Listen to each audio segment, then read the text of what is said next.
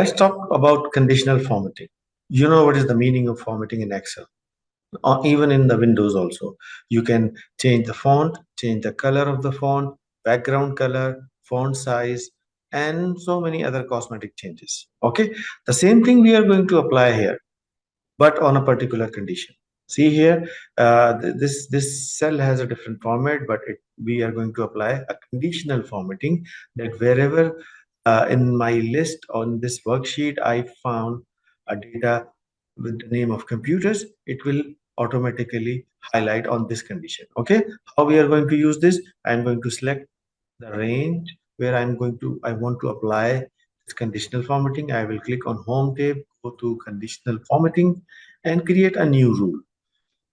I'm going to use format only cells that contain the value which I'm going to give. Okay, I will change here to equals to, and I'm going to write here equals to inverted comma the word computers.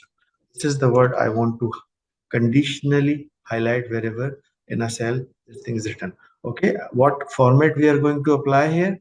I'm going to show you this format. Okay, let's change the bold color bold, and maybe it's black is okay. Fill it with some blue color, and you are ready to apply the format and see.